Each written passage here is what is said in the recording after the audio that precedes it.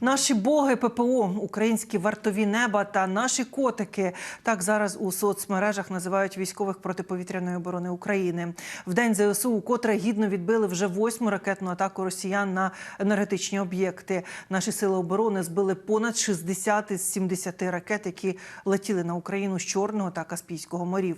Про нову спробу залишити українців без світла та про те, як росіяни звикають до постійної бавовни в себе. В хроніці 285-го дня Великої війни від Ганни Рибалки. Нова масована ракетна терористична атака на Україну. Росіяни після полудня випустили по нашій країні понад 70 ракет.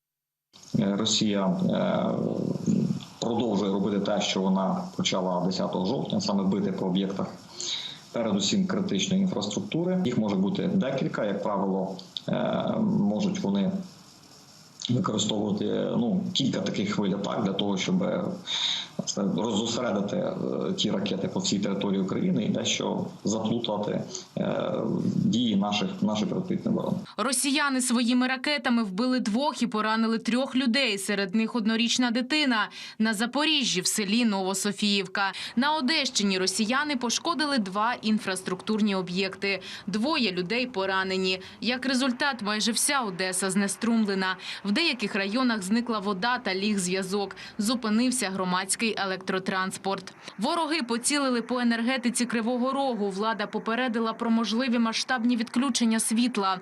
Котельні та насосні працюють на генераторах. Частина відключені. Я маю надію, що сьогодні ближче к утру за якимось графіком, можливо, 4 години буде електроенергія, 8 годин не буде електроенергії. Через те, що є ліміти, які треба соблюдати, але електроенергія з'явиться. Проблеми з електропостачанням у Миколаєві та Житомирі. Без світла Сумська область. Ворог у 8-ме наніс удари по об'єктах критичної інфраструктури, повідомили в Укренерго. І попередили про аварійні відключення електроенергії. До екстрених відключень вже вдалися енергетики на Донеччині, Дніпропетровщині та Київщині. Є влучання в об'єкт інфраструктури. Зараз аналізують інформацію. Ми зможемо протягом 2 годин дати більш чітку аналітику того, що сталося. Можу сказати, що ми поки що не бачимо критичних наслідків, проте більш детальну інформацію надамо згодом. Уламки однієї з ракет впали на території Молдови. Про це повідомили місцеві ЗМІ. Ракету знайшла поліція поблизу міста Бричани. Через це контроль на кордоні посилили. Це вже другий такий випадок. Вперше російська ракета впала на території країни-сусідки 31 жовтня. Повітряна тривога по всій країні тривала близько 3 годин. За цей час наші вартові неба збили понад 60 ракет із 70. А отже, врятували багато життів українців. Лише до повітряного простору Києва летіло 10 російських крилатих вбивць.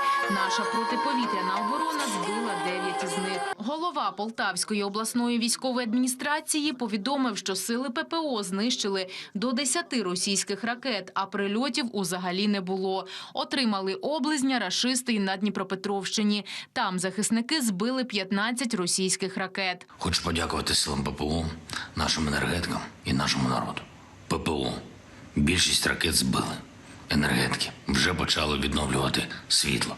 Наш народ ніколи не здається. І доки терораша і її підгодовані кремлівські воєнкори-пропагандисти зловтішаються свідомими ракетними ударами по життєво необхідній цивільній інфраструктурі, на Росії знову бавовна.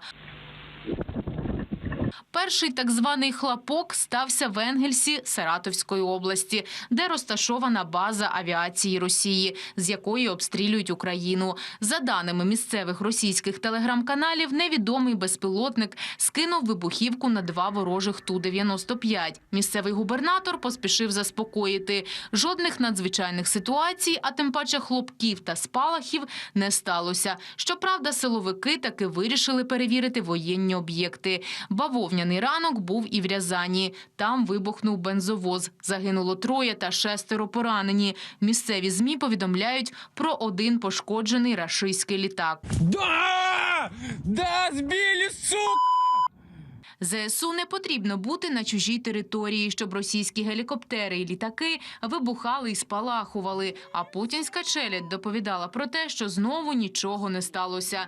Наші військові продовжують впевнено рухатися до показника 100 тисяч мертвих окупантів. За минулу добу Україна ліквідувала ще понад 5000 рашистів. 2 танки, 8 бойових броньованих машин, 6 артилерійських систем, 1 систему протиповітряної оборони, 1 гелікоптер, 9 безпілотників та 18 одиниць авто та спецтехніки. За підсумками 285-го дня опору повномасштабній навалі російського війська у Генштабі повідомили, авіація Сил оборони не припиняє нищити техніку і БК ворога, зокрема із авіації та безпілотників. Авіація Сил оборони протягом поточної доби завдала 5 ударів по районах зосередження особового складу, озброєння та військової техніки ворога.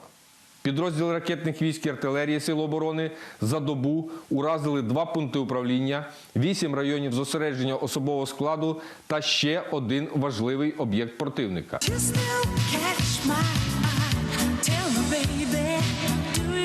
Ганна Рибалка, 5 канал.